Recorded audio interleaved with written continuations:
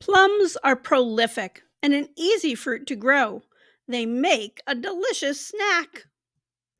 They are actually in the rose family, along with cherries and peaches. Hi, I'm Amy, a master gardener and environmental educator. Welcome to my channel. Plums are hardy from zones 3 to 9, depending on type. They need full sun and well drained soil, as they don't like wet feet. A mature tree will produce 2 bushels of plums. There are three main types of plums: American, both the wild and the hybrids, European, and Asian. Some will do better in specific regions, so do some research or ask your extension agent. Correct pollination can also be tricky with plums, so be sure to check the description when you are buying them. Wild plums are a large shrub that often grows along creeks or forested edges. They taste tart and are smaller than cultivated ones. You can forage them, but they are also worth planting. They are great to cross pollinate with domestic trees, and they are appealing to wildlife, meaning they will help keep birds and squirrels off your main trees. Plums come in a variety of sizes. Think about your space and what size tree you want. Older Order bare root trees online for the best varieties. Follow my author page on Amazon, please and thank you. I just put out a new Halloween activity book for kids featuring spooky, scary wildlife. You might actually find container plants locally. Fall is a good time to go to sales and pick up trees. I purchased a Bruce plum from Tractor Supply off a discounted rack that looked just sad. But in 2 years, it was making great fruits. So my grandfather used to say, dig a $10 hole for a $1 tree. Obviously, prices have gone up, but dig with enthusiasm like this dog. Choose a spot that gets full sun and drains well. Plums don't like wet feet. For those with heavy clay soil, we will talk about that in just a minute. They do like slightly acidic soil. Plums flower early in spring, so avoid low spots. Plant on a southwest hill if you have one that warms up early in spring. This is one of my plums flowering in a late April snow. Yikes!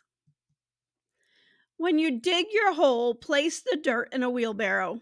That way you can mix it with amendments. I've come up with a fabulous formula for planting my fruit trees. Mix the following ingredients together. This will produce soil that is light, holds moisture, and provides nutrients.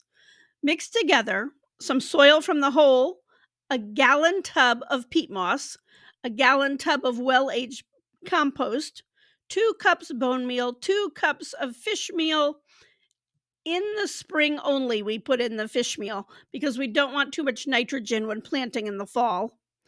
A good vegetarian or vegan alternative for nitrogen would be cottonseed meal. While this method takes more time than digging a hole and sticking in a tree, it'll pay off huge dividends in the long run. My formula should get them off to a great start. After 1 year, I apply compost around the fruit trees every year. Plant standard plums 20 to 25 feet apart, semi-dwarfs 10 to 15 feet apart, and dwarf trees 8 feet apart.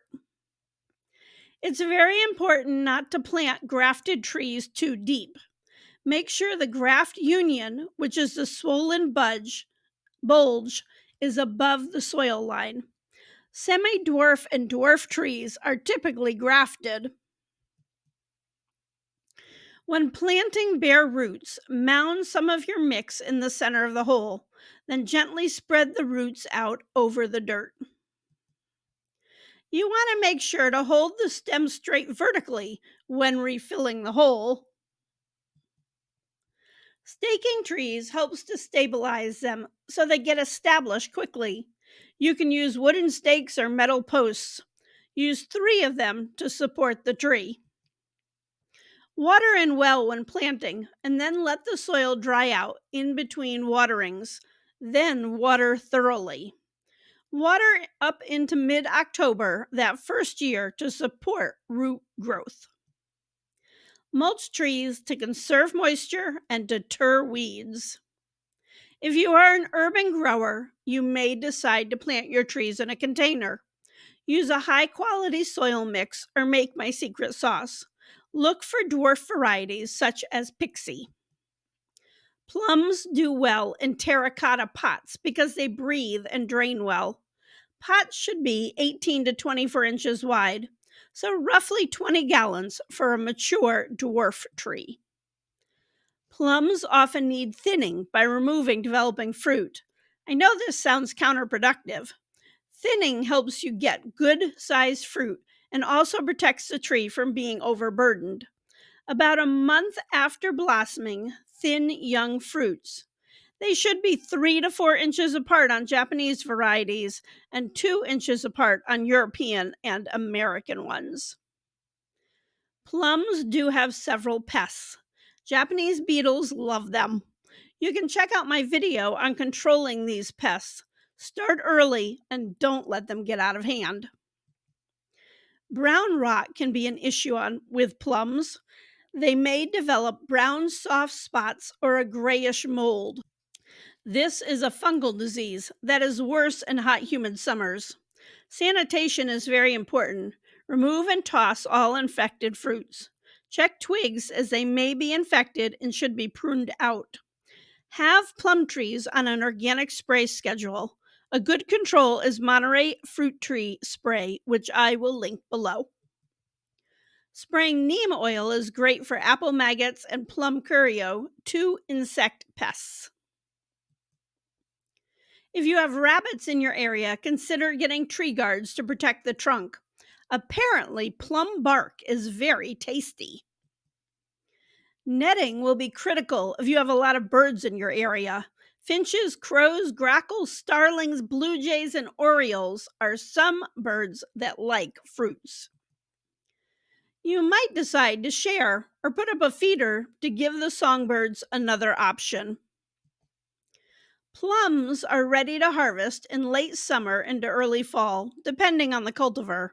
Plums won't ripen much after picking, so make sure they are soft to the touch. European plums have the best flavor when left on the tree to ripen. The fruit feels soft but not mushy. Plums should come off the tree easily with just a slight twist.